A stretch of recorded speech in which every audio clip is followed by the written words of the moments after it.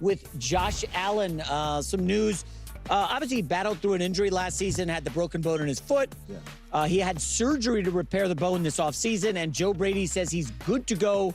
It will not hamper Josh Allen's status for OTAs. Now, Brady added that Allen could barely walk with the injury, but he was able to play through it. That doesn't really compute in my head, but this kind of is more fodder for, listen, man, is that Buffalo window closed, Colin? We know the AFC is going to be stacked next year. Well, Cam, Big Ben aged very quickly because when you're as big as Josh is, you're going to hang in the pocket more. Let's be honest.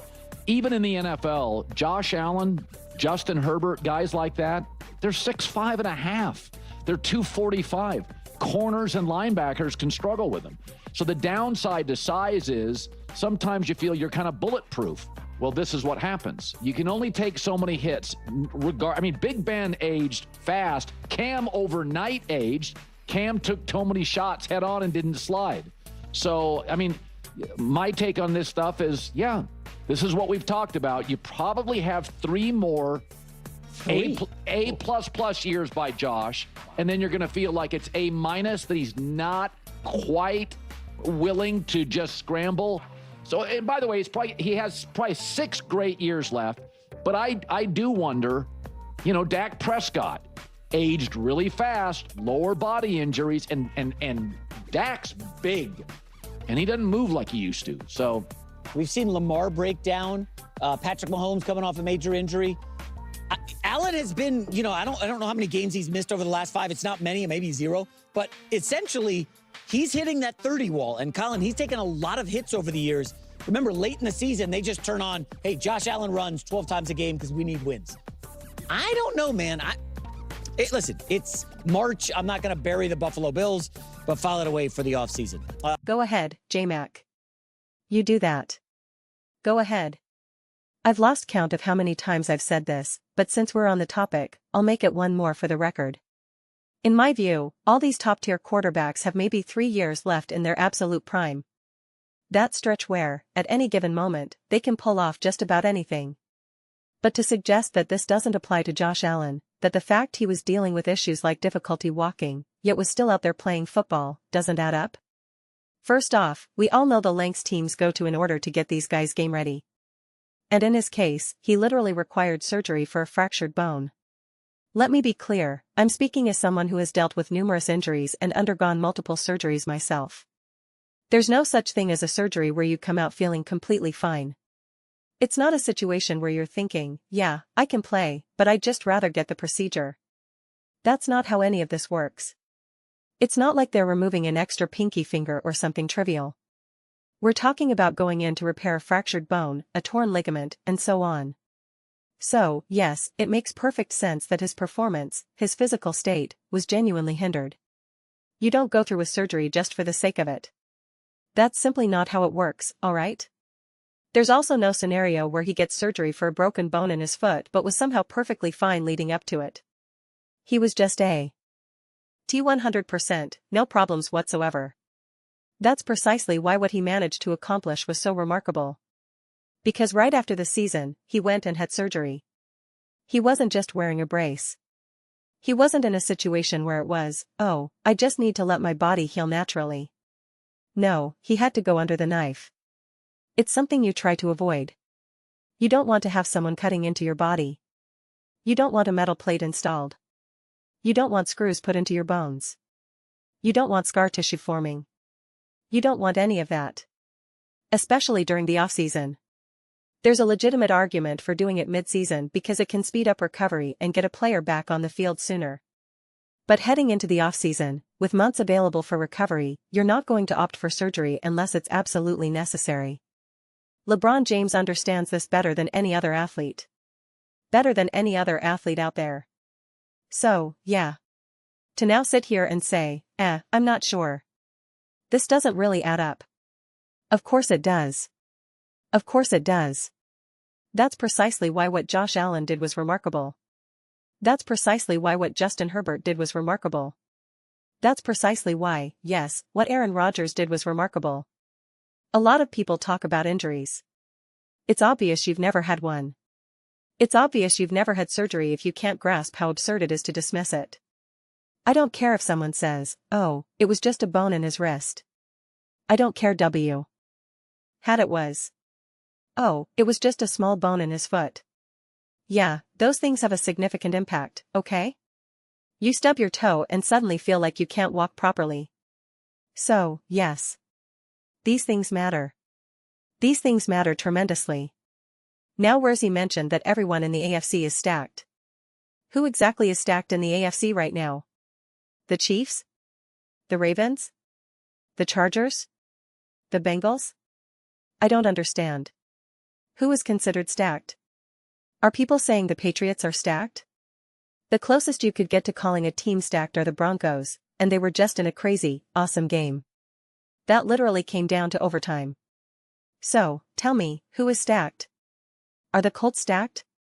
Are the Jags stacked?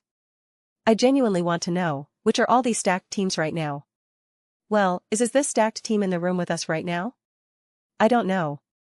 Are the quarterbacks we all know who consistently perform in the playoffs, are they in the room with us right now? Who is it? I don't know who it is. I mean, we haven't seen Lamar Jackson consistently deliver in the playoffs.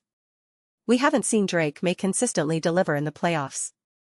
Are Patrick Mahomes and the Kansas City Chiefs even making the playoffs? Are Joe Burrow and the Bengals even making the playoffs? CJ Stroud? Are you performing at a high level in the playoffs? Like, I just don't understand. Justin Herbert? I don't what? I want to know why the Buffalo Bills championship window is supposedly closing, yet off. Teams' windows are supposedly opening. Again, the strongest argument there would be the Broncos and the Patriots. Totally understandable. Totally understandable. But I don't understand where else we go from here. And again, I genuinely like the Broncos. I like the Patriots. I like everything they're building. I like what the Chargers are doing. All of that. But again, in relation to the Buffalo Bills, why are they at this supposed disadvantage where a window is allegedly closing and, according to J-Mac, they should be written off, but he just doesn't want to do it right now. He'll save that for later. I'm just confused. And again, for any of the other teams you could point to and say, well, look, they're heading in the right direction. Okay. Where's the evidence? Where's the proof? Where's the track record that shows they will genuinely elevate their game and be exceptional in the playoffs? Especially at the quarterback position. I know Josh Allen holds the record for most total yards per game in playoff history, has the best touchdown-to-interception ratio in playoff history, has the most rushing yards in playoff history, and is second only to Jalen Hurts for the most rushing touchdowns in playoff history. That seems like a pretty solid playoff quarterback, doesn't it? Yeah. Oh, but he didn't have a flawless game last season. Oh, he had a broken foot and underwent surgery immediately after the season ended, but that clearly didn't impact him at all. No, he was on the field, so it couldn't have. They just decided to fix a broken bone for fun. Josh Allen is the first person in history to have a broken bone that didn't affect his body. Didn't affect his mobility, his throwing motion, his ability to handle pain, none of it. He's truly the first player ever. He really is Superman. Wow, and here I've been calling him Superman all this time. I've always said he's the best to do it. I guess even I'm doubting him now. The doctor probably said, "Sir, Mr. Allen, I'd like to perform surgery on that bone right now, but I know you don't really need it. It's just that I'm a humble doctor, and it would be such an honor for my career to say I operated on Josh Allen. But honestly, it's not necessary. Some sunlight, a few sticks of gum, and some water, and you'll be fine." And Josh responded, "You know what, Doc? I've got your back. I'm a team player. I'll help you out. I'll let you operate on me. It's just I don't even know. Seriously. It's just this is what happens when we insist on having these overly harsh, binary, extreme conversations where everything is either all or nothing. It's just all or nothing. One of the earliest sports takes I remember hearing and thinking, this is so ridiculous, was listening to sports radio when I was just starting to realize, oh, I actually enjoy sports talk. You know, because it wasn't always something I liked. And I found myself becoming more interested in these shows, these discussions, having them on in the background. I thought, oh, I actually really like this. And then, I began forming my own opinions. I recall, I won't mention any names, but they were saying something like, if you're on the field, there are no excuses. Everyone is dealing with injuries. I thought, everyone's injured? It's January. Of course everyone is banged up. And I was just amazed.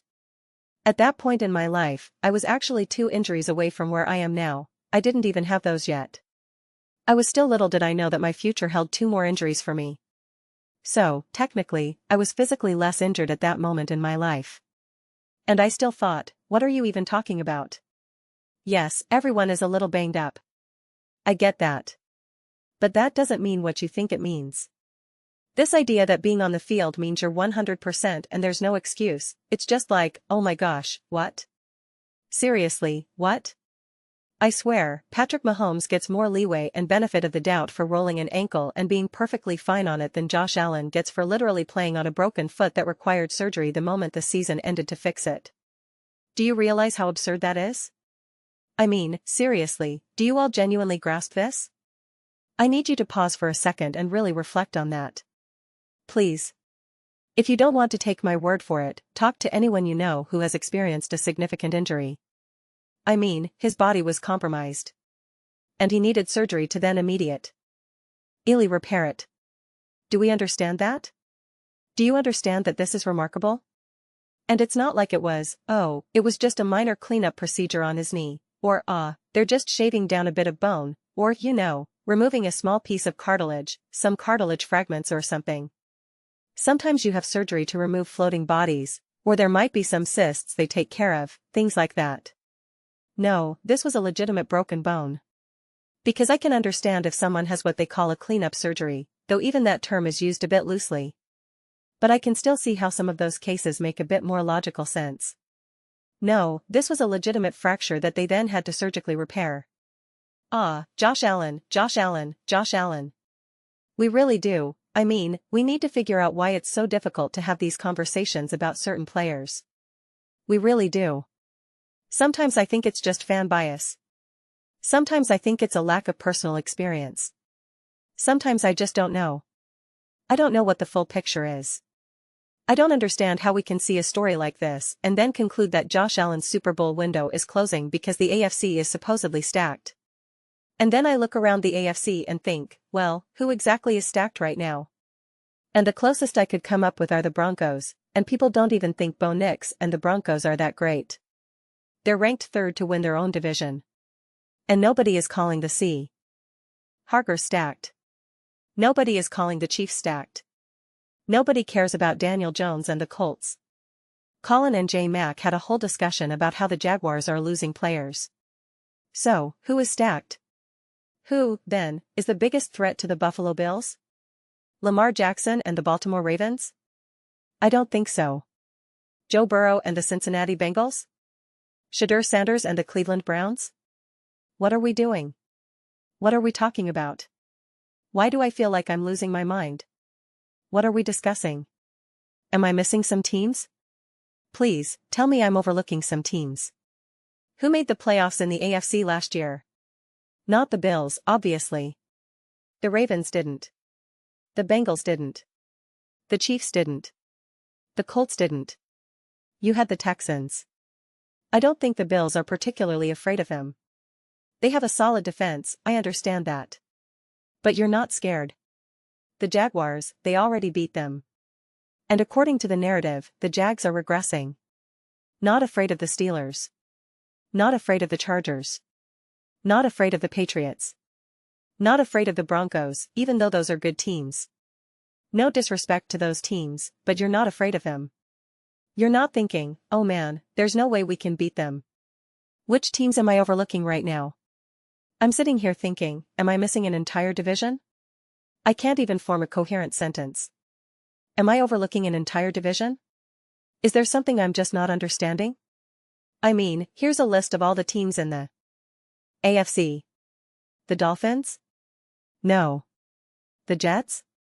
No. The Browns? I didn't miss any teams. Where are all these stacked teams? Where are they? And if we look to the other conference, who's there?